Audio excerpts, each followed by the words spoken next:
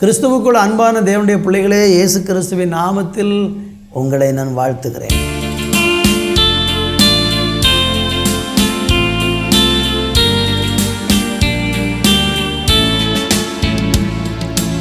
இதயத்தின் காயத்தை ஆற்றிடும் எந்தன் இயேசையா,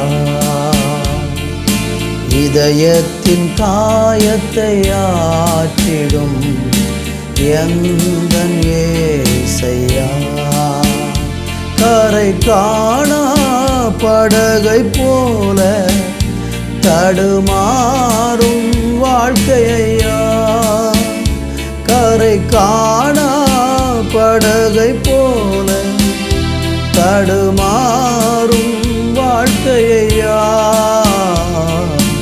இதயத்தின் காயத்தை ஆற்றிடும் எந்தன் இயேசையா, பலவீனமான என்னையும் பலத்தால் இடை கட்டுவே,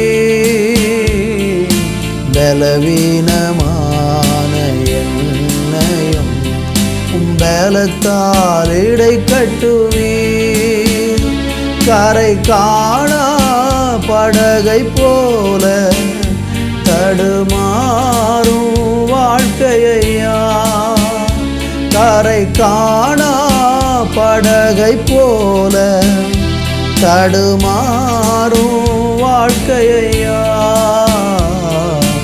இதயத்தின் காயத்தை ஆற்றிடும் எந்தன் இயேசையா, இதயத்தின் காயத்தை ஆற்றிடும் எந்தன் இயேசையா, காணாமல் போன ஆடு நான் அன்போடு தேடினீரே, காணாமல் போன ஆடு நான் அன்போடு தேடினீரே, கரை காணா படகை போல தடுமாறும் வாழ்க்கையா, கரை காணா படகை போல தடுமாறும் வாழ்க்கையா, இதயத்தின் காயத்தை ஆற்றிடும் எந்தன் இயேசையா, இதயத்தின் காயத்தை ஆற்றிடும் எந்தன் இயேசையா. இந்த நாட்களையும் கூட நொறுக்கப்பட்ட இருதயத்தோடு கூட கண்ணீரின் அனுபவத்தோடு கூட இந்த நிகழ்ச்சியை நீங்கள் பார்த்து கொண்டிருக்கலாம். உங்கள் இருதயம் ஏதோ ஒரு விதத்தில் உடைக்கப்பட்டிருக்கலாம். சில மனிதர்கள் உங்கள் இருதயத்தை மிகவும் காயப்படுத்தி உடைந்த உள்ளத்தோடு கூட இன்றைக்கி நீங்கள் வாழ்ந்து கொண்டிருக்கிறீங்களா? நீங்கள் எந்த சூழ்நிலையில் உடைக்கப்பட்டிருந்தாலும் உங்களுடைய காயங்களை ஆற்றுவதற்கு இந்த உலகத்தில் ஒருவர் உண்டு. அவர்தான் ஆண்டவராய் இயேசு கிறிஸ்து. அவரை உங்கள் உள்ளத்தில் விசுவாசித்து பாருங்கள். உங்கள் இருதயத்தின் காயங்களை அவர் ஆற்றி உங்களை பலப்படுத்தி ஆசீர்வதிப்பார். நீர் அப்படி செய்ய போகிறதற்காக நன்றி. இயேசுவின் நாமத்தில் பிதாவே, ஆமேன், ஆமேன். அன்பான தேவனுடைய பிள்ளைகளே, இந்த நாளிலே நம்ம தியானிப்பதற்காக ஓசியாவின் புஸ்தகம் 6ஆம் அதிகாரம் 1வது வசனத்தை வாசிக்கிறேன். கர்த்தரிடத்தில் திரும்புவோம் வாருங்கள், நம்மை பீறினார், அவரே நம்மை குணமாக்குவார், நம்மை அடித்தார், அவரே நம்முடைய காயங்களை கட்டுவார். அருமையான தேவனுடைய பிள்ளைகளே, வாசித்து கேட்ட இந்த வேத வசனத்திலே அழகான ஒரு வேத வசனத்தை இங்கே நம்ம பார்க்கிறோம். தேவனாகிய கர்த்தர் இந்த பூமியில் வாழக்கூடிய மனிதர்களுடைய வாழ்க்கையில் உண்டாகக்கூடிய காயங்களை அவர் கட்டுகிறவராக இருக்கிறார். பலதரப்பட்ட சூழ்நிலையில் நம்ம காயப்பட்டிருக்கலாம். குறிப்பாக இன்றைக்கி மனிதர்கள் அதிகமாக காயப்படக்கூடிய ஒரு காரியம் என்ன என்று நீங்கள் பார்த்தீங்கன்னா, மனுஷர்கள் பேசக்கூடிய வார்த்தைகளினாலே நம்முடைய இருதயம் மிகவும் அதிகமாக காயப்படுகிறது. தூஷணமான வார்த்தைகள், நம்மளை குறித்து பொய்யான காரியங்கள், நடக்காத காரியத்தை, செய்யாத காரியத்தை செய்தேன் என்று சொல்லி நம்மளை குற்றப்படுத்துவது, நம்மளை விமர்சிப்பது, நம்மளை பரிகாசம் பண்ணுகிறது, நமக்கு விரோதமாக எவ்வளவெல்லாம் தூஷணமான காரியங்களை செய்யலாமோ அவ்வளவெல்லாம் செய்யக்கூடிய செயல்களை இன்றைக்கு உலகத்தில் பல மனிதர்கள் அதை ஒரு தீமையாக செய்து கொண்டிருக்கிறதை பார்க்கிறோம். அந்த சமயங்களிலெல்லாம் நம்முடைய இருதயத்தில் உண்டாகிற காயத்தை அது குணமாக்க முடியாமல் மிகவும் நொந்து போய் வேதனைப்பட்டு வாழ்கிறோம். உபாகம புஸ்தகத்திலே 32வது அதிகாரம் 39வது வசனம் சொல்லுகிறது, நானே அவர், என்னோடு வேற தேவன் இல்லை என்பதை இப்பொழுது பாருங்கள். நான் கொல்லுகிறேன், நான் உயிர்ப்பிக்கிறேன், நான் காயப்படுத்துகிறேன், நான் சொஸ்தப்படுத்துகிறேன், எனக்கு தப்புவார் இல்லை.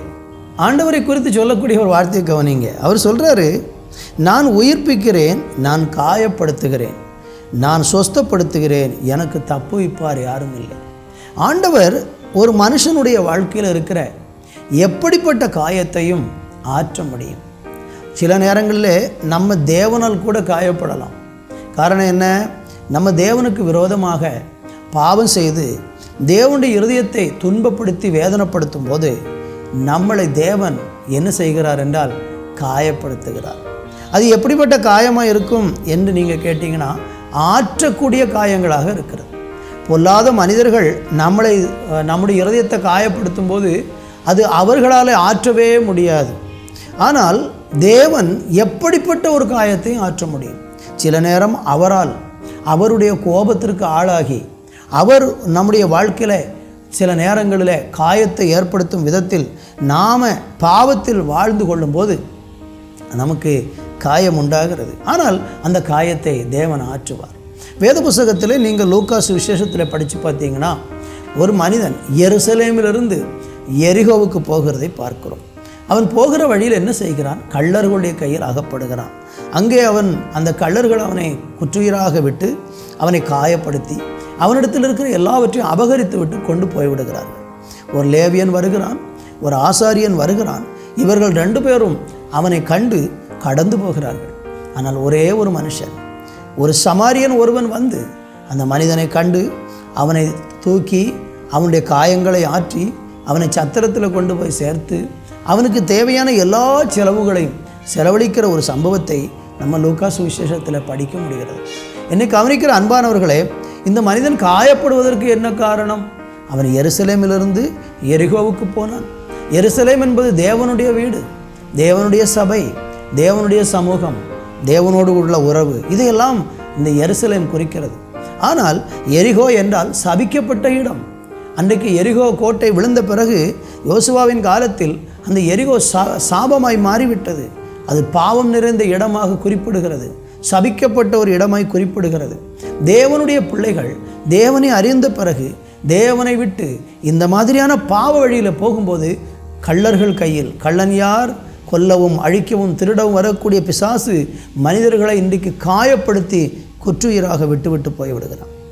இன்றைக்கி உங்கள் வாழ்க்கையில் ஏதோ ஒரு காரணத்தினால, நான் என்ன காரணத்தினால் நீங்கள் காயப்பட்டீர்கள் கேட்க விரும்பலை, எந்த விதத்தில் நீங்கள் காயப்பட்டிருந்தாலும் உங்களுடைய காயத்தை ஆற்றுவதற்கு இந்த உலகத்தில் ஒருவர் உண்டு. அவர்தான் ஆண்டவராகிய இயேசு கிறிஸ்து. யோபுவின் புஸ்தகத்திலே 5:18 இப்படி சொல்லுகிறது, அவர் காயப்படுத்தி காயங்கட்டுகிறார், அவர் அடிக்கிறார், அவருடைய கை ஆற்றுகிறது என்று பார்க்கிறோம். இன்றைக்கு நீங்கள் தேவனண்டைக்கு வந்தால் உங்களுடைய எப்படிப்பட்ட காயமானாலும், ஆற முடியாத ஆழமான காயமானாலும் எல்லாவற்றையும் ஆற்றுவதற்கு ஆண்டவராய் இயேசு கிறிஸ்து வல்லவராக இருக்கிறார். எனவே இன்றைக்கு ஆண்டவருடைய சமூகத்தில் நீங்கள் வந்து விடுங்கள்.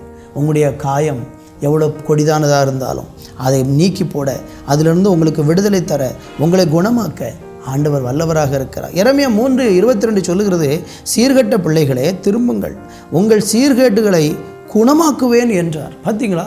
சீர்கேடு தேவனுக்கு விரோதமான பாவம், குடி, வெறி, விபச்சாரம், பயங்கரமான அசுத்தமான காரியங்கள், இப்படிப்பட்ட அருவருப்பான செயல்களில் சிக்கி விடுதலை இல்லாமல் வாழ்ந்து கொண்டிருக்கிறீங்களா? இன்றைக்கு இயேசுவண்டைக்கு வந்து பாருங்கள். ஆண்டவராய் இயேசு கிறிஸ்து உங்களுடைய சீர்கேட்டை குணமாக்கி உங்களுக்கு மறுபடியும் ஒரு நல்ல வாழ்க்கையை தந்து உங்களை ஆசீர்வதிப்பார். ஜெபிக்கலாமா?